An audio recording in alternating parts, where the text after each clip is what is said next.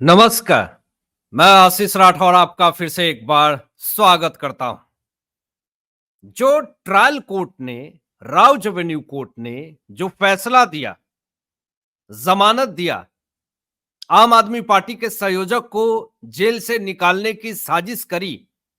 अब उस चीज पर दिल्ली हाईकोर्ट ने जो बड़े स्टेटमेंट दिए हैं, जो बड़ी बात कही है, तो जो फैसला राउज एवेन्यू कोर्ट की वैकेशन बेंच की जज ने जो आदेश दिए, अब उस पे कहीं कड़े-कड़े सवाल खड़े होने लगे हैं।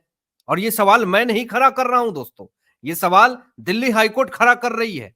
और जो फैसले सुनाए गए, जो दलीलें दी गई, उसके आधार पे जो-जो बातें कही गई है, इससे बहुत बड़ी मुश्किलों में पड़ जाएंगी। तो हो सकता है राउज एवेन्यू कोर्ट की वैकेशन बेंच की जज के ऊपर बहुत कड़े आदेश आ सकते हैं, कुछ भी हो सकता है। ये तो जो सवाल, जो तीखी प्रतिक्रियाएं आ रही हैं हाईकोर्ट के तरफ से, उससे बहुत सारी बातें जो है वो क्लियर हो रही है। तो पहले तो आपको ये दिखाते हैं कि वो मामला क्या है। देखिए, दिल्ली हाईकोर्ट ने जो स्टेटमेंट दिया है, ये स्टेटमेंट बहुत ही गंभीरता से अगर आप देखेंगे, समझेंगे, तो पूरा विषय आपको समझ में आ जाएगा कि आखिर क्या बड़ी इसमें साजिश खोर हुई है। देखिए, दिल्ली हाईकोर्ट का यह कहना है कि ट्रायल कोर्ट को केजरीवाल की जमानत याचिका पर बहस करने के लिए ईडी को मौका देना चाहिए था। अब ये दिल्ली हाईकोर्ट ये स्टेटमेंट अगर दे रही है, तो सवाल तो खड़े होंगे कि राउज एवेन्यू कोर्ट ने जमानत याचिका पर बहस करने के लिए इन्फोर्समेंट डायरेक्टरेट को मौका भी नहीं दिया। तो ये सवाल तो खड़े होंगे, आखिर मौका आपने क्यों नहीं दिया? आखिर किसका दबाव था? किसने प्रेशराइज किया था आपको? और सबसे बड़ी बात तो ये कि लंच के पहले भी फैसला आ सकता था, लेकिन दूसरे फेज में फैसला आया, वो भी रात के 8 बजे। ये भी बेहद गहन सवाल खड़े कर रहे हैं।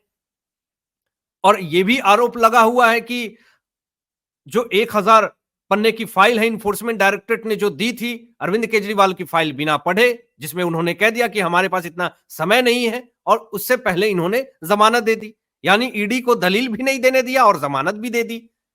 तो इस पर देखिए, बीजेपी भी तरह तरह की प्रतिक्रियाएं दे रही है, पलटवार कर रही है। मनोज तिवारी जी तो यहां कह रहे हैं कि जो है अदालत ने पूरी तरीके से यहां पे क्या किया है, ये साफ तौर पे दिख रहा है।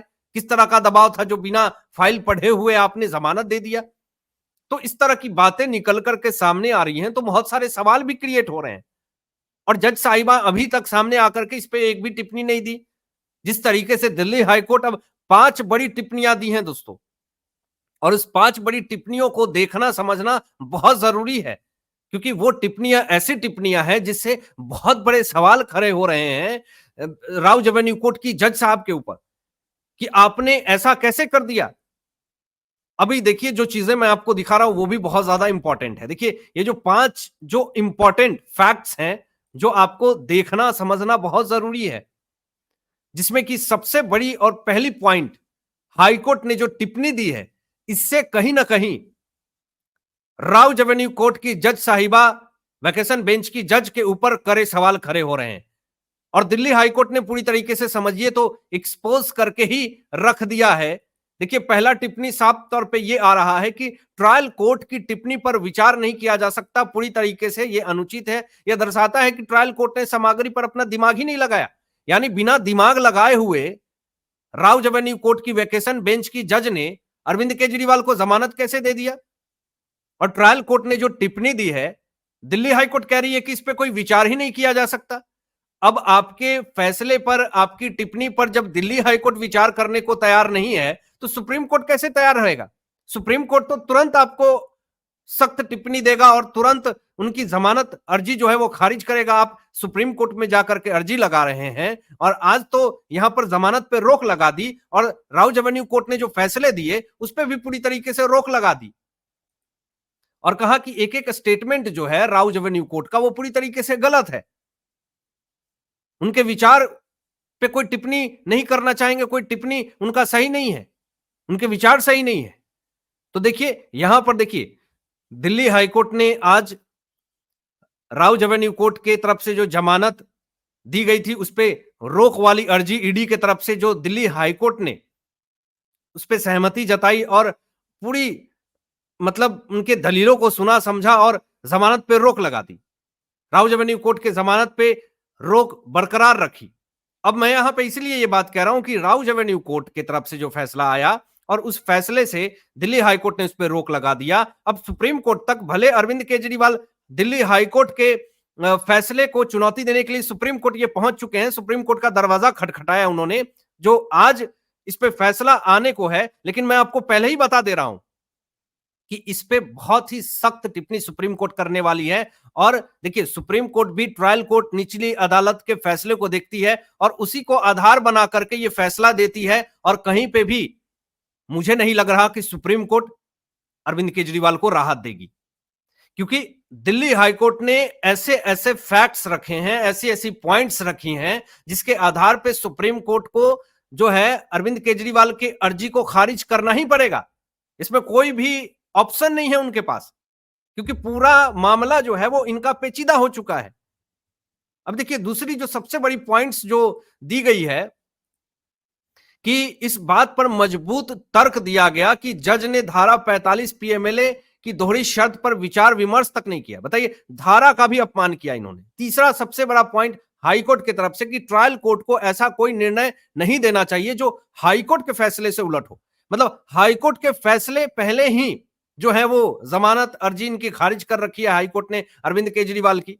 ऐसा नहीं कि आज पहली बार इनकी जमानत अर्जी खारिज हुई है, इसके पहले भी इनकी जमानत अर्जी दिल्ली हाईकोर्ट ने खारिज कर रखी थी। यही दिल्ली हाईकोर्ट जो कि 2-3 घंटे के अंदर अरविंद केजरीवाल को डिटेन करवाती है, यही दिल्ली हाईकोर्ट कहती है कि आप बार बार इनको समन क्यों भेजते हैं, गिरफ्तार क्यों नहीं करते हैं। और मैं तो पहले भी कहा था कि जब ये हाईकोर्ट ऐसा वर्डिक्ट दे रही है तो कभी भी आम आदमी पार्टी के संयोजक को जमानत नहीं देगी, और वही हुआ। लेकिन आपने तो पूरी तरीके से ट्रायल कोर्ट को जो आदेश इन्होंने दिया, जो निर्णय दिया, वो तो हाईकोर्ट के फैसले का आपने पूरी तरीके से अपमान किया, उससे पूरी तरीके से उल्टा दिया। तो यही सबसे बड़ी यहां पे गलती राउज एवेन्यू कोर्ट की वैकेशन बेंच की जज की तरफ से हुई है। अब देखिए, यहां पे चौथा जो सबसे बड़ा पॉइंट कि ट्रायल कोर्ट ने धारा 70 पीएमएलए के तर्क पर विचार तक नहीं किया। और पांचवा जो सबसे बड़ा पॉइंट है कि कोर्ट का यह भी मानना है कि सुप्रीम कोर्ट ने केजरीवाल को भले देखिए लोकसभा के लिए जमानत दे दी थी, तो इसका मतलब यह नहीं है कि आपको दिल्ली हाईकोर्ट से भी अंतरिम राहत मिल जाएगा और राउज एवेन्यू कोर्ट से भी मिल जाएगा। तो ये आपकी जो कोशिशें हैं वो पूरी तरीके से नाकामयाब हो गई। और जब आपकी कोशिशें नाकामयाब हो गई तो आप कभी जांच एजेंसियां के ऊपर सवाल खड़े करते हैं, कभी हाईकोर्ट के ऊपर सवाल खड़े करते हैं, हाईकोर्ट के जज साहब के ऊपर सवाल खड़े करते हैं। अगर यही हाईकोर्ट आपको जमानत दे दिया होता तो आप कहते हैं कि अभी कानून जिंदा है, लेकिन यही हाईकोर्ट अगर आपके फेवर में फैसला नहीं सुनाता तो आप कहते हैं कि हाईकोर्ट जो है वो दबाव में काम कर रही है, लोकतंत्र खत्म हो गया है, संविधान नहीं बचा हुआ है। ये तमाम चीजें आप कहना शुरू कर देते हैं। इससे दोस्तों यही पता चलता है कि ये लोग अपने फेवर में फैसला चाहते हैं, और अगर अपने फेवर में फैसला नहीं आता है तो ये राजनीति दबाव बनाते हैं, चाहे वो प्रेस कॉन्फ्रेंस करके दबाव बनाएं या फिर झूठ ही नैरेटिव फैला करके दबाव बनाएं।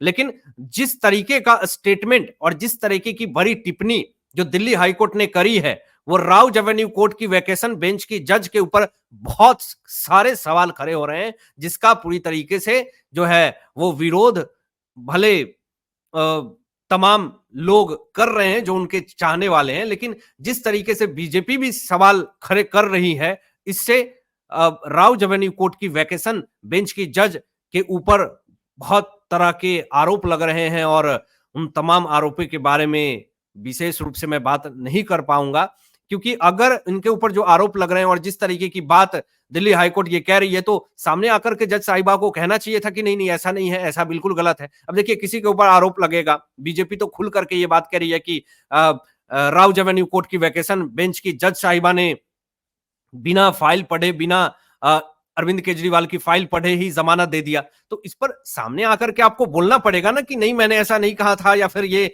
हमसे गलती हो गई, कुछ तो ऐसा कहना होगा। लेकिन बिल्कुल साइलेंट है। अब साइलेंट ये हैं तो इसीलिए अब तरह-तरह के सवाल खड़े हो रहे हैं सोशल मीडिया पे, तरह-तरह के लोग जो हैं वो माँग कर रहे हैं कार्रवाई हो, ये हो, वो हो, तमाम चीज़ें इस्तीफ़ा दें, ये करें, वो करें। तो ये इस चीज़ों पे तो मैं नहीं जाना चाहता हूँ, लेकिन जिस तरीके की आज हाई कोर्ट की सख्त टिप्पणी है, इससे तो कहीं न कहीं सुप्रीम कोर्ट भी इनको आज जो है वो लतार लगाएगी। हालाँकि आप क्या सोचते हैं इन तमाम मुद्दों पे अपने विचार व्यक्त कीजिएगा और ऐसे ही लेटेस्ट अपडेट पाने के लिए इस चैनल को सब्सक्राइब करके बेल आइकन प्रेस कर लीजिएगा और अपने दोस्तों में शेयर कीजिएगा। Thanks for watching my video. जय हिंद,